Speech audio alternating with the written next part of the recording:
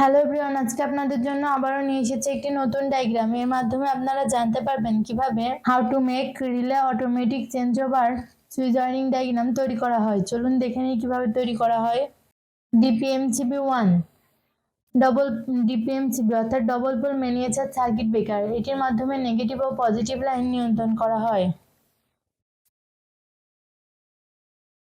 11 pin relay জরুরি মুহূর্তে এই সার্কিটটি ডিভাইসকে বন্ধ করে বা পুড়ে যাওয়ার ক্ষতির হাত থেকে রক্ষা করে।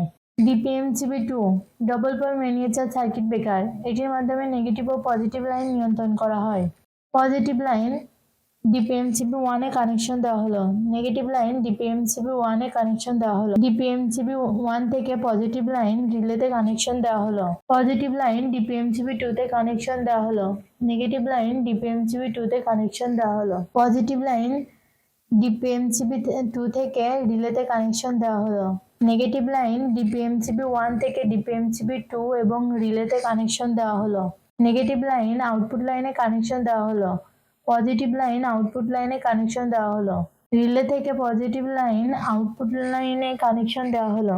এই ডায়াগ্রামটি পুরোপুরি সম্পূর্ণ হয়েছে। এভাবে আপনারা আপনাদের বাসা বাড়ি অথবা কারখানাতে তৈরি করতে পারবেন। ভিডিওটি সাথে থাকার জন্য ধন্যবাদ। ভিডিওটি ভালো লাগলে লাইক ও সাবস্ক্রাইব করবেন।